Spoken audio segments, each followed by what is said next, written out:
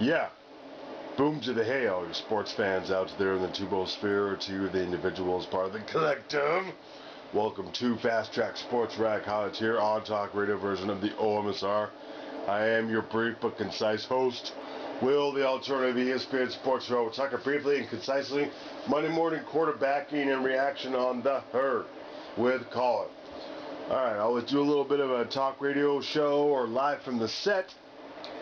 Let you know the clip order coming up and the whys and wherefores. That's why you end up with a slightly, if not significantly, longer highlight reel. So the least you can do is hear me out.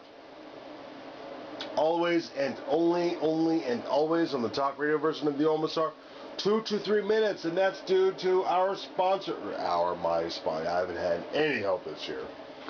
And I'm talking like going back to 2014 when college football started.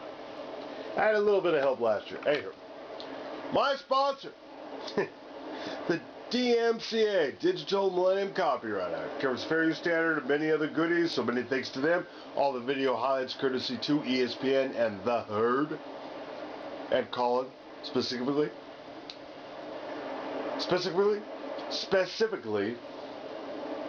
out here on the Pacific. Everything else, to the OMSR. Okay, so on the quickie sport rant of the segment. Talking about the future of the NFL is what's coming up here. And he brought in Joe Theismann to discuss what it felt like being in that position in the Super Bowl, all at Peyton Manning. I guess maybe that's more of the quickie sport rant of this segment. But yeah, this is going to be the only on the Monday morning quarterbacking segment in terms of Colin, Cowherd, and The Herd that the OMSR is going to cover today. I'm sure you're bored to death over all of this, but it's a good little a piece of work. Not going to do any more analysis on the Super Bowl 48, except for Puppy Bowl 10 coming up after this clip. Alright, thanks for watching those silly DUIs while you're out there from the OMSR. Trying to bring you the best 2 and 3 hour sporting events and or news clips in only 8 to 12 minutes. Roll clips.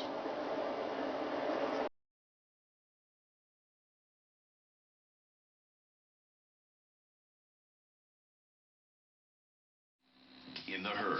Sometimes I think there's a big difference between being a great quarterback and being harder to prepare for. And I said this at the beginning of the year, and everybody made fun of me.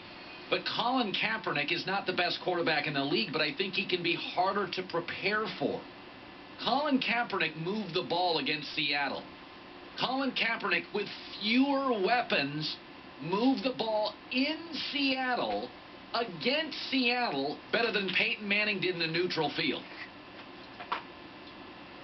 I think Colin Kaepernick, and I've said this, is as hard to prepare for as anybody in the league. I don't think he's the best quarterback in the league.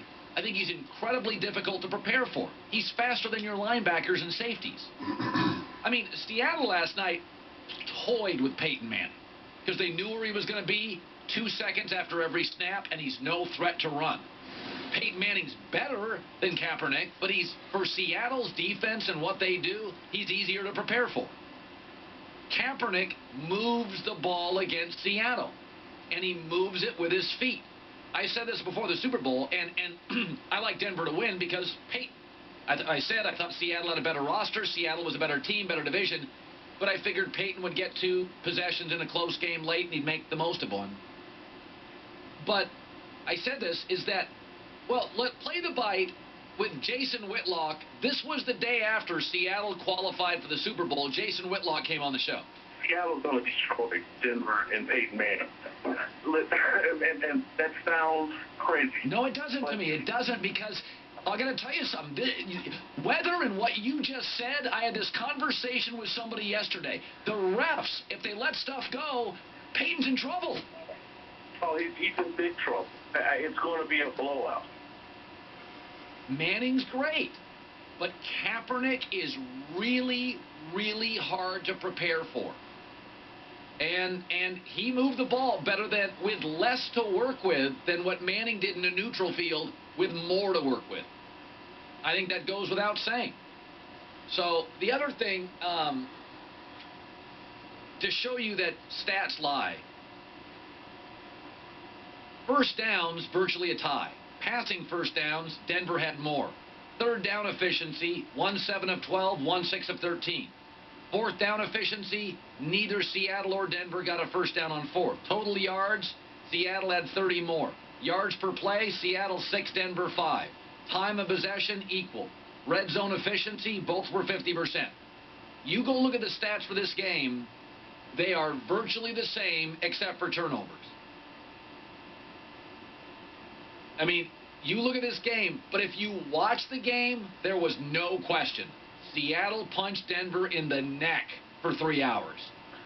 So it kind of reminds me of movies. You can't just judge a picture based on awards. You can't look at a movie. Never forget that Goodfellas, no Best Picture, didn't win a single Golden Globe, no Best Director, no Best Screenplay. Goodfellas won nothing. Best Supporting Actor, I think Joe Pesci won. Goodfellas, cinematically, according to critics like Roger Ebert, one of the great films of all time, didn't win anything. Why? Because the year it came out, there were other great movies. Conversely, American Beauty, not in Goodfellas class, Best Picture, Best Actor, Best Screenplay, Best Director. Why? Because it was a lousy year where The Insider, The Sixth Sense, The Green Mile, and Cider House Rules were the other pictures up for it. You can't judge a picture just on awards. Who did they go up against? You can't judge a game just on stats. You can't. This Super Bowl is a great example. That Denver, wow. Then you see the turnovers.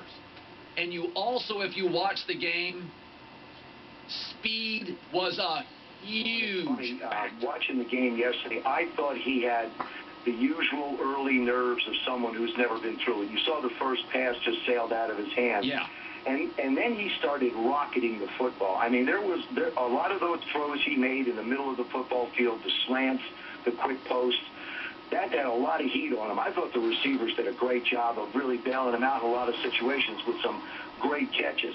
But yeah, I've had situations where I haven't played well. Super Bowl XVIII.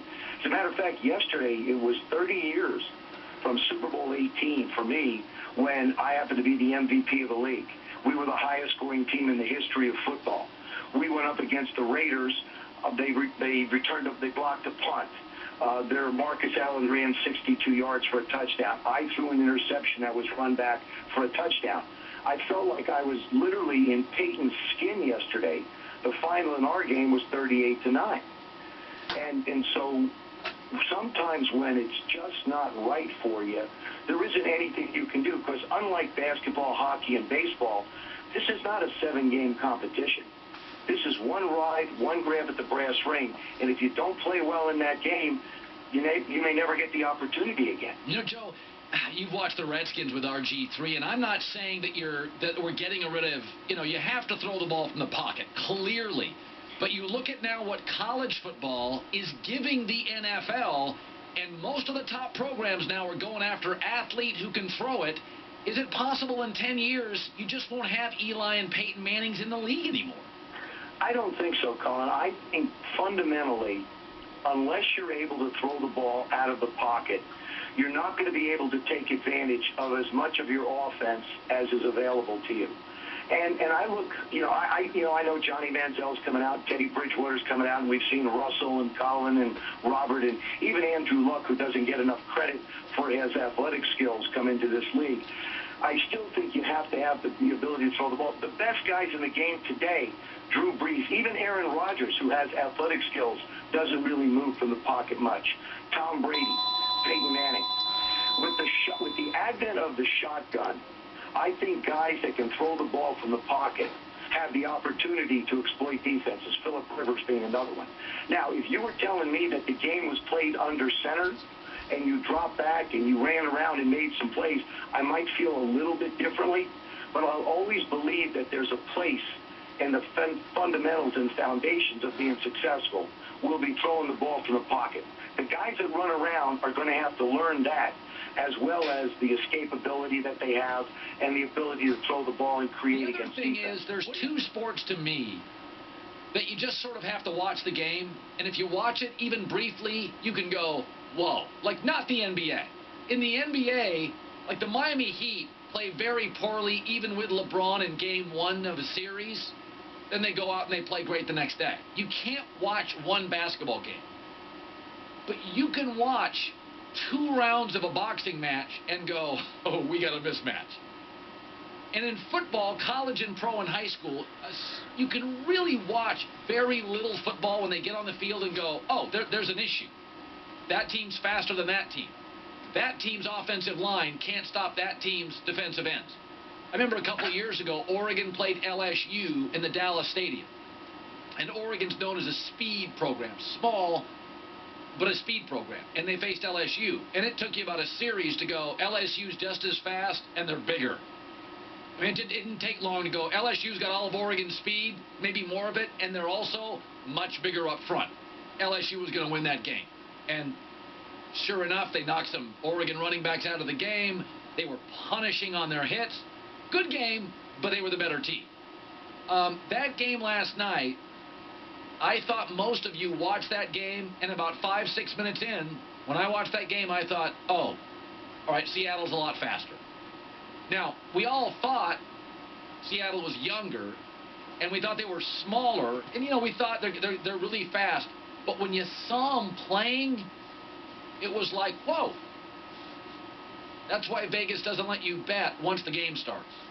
They don't let you bet a boxing match once the bell rings.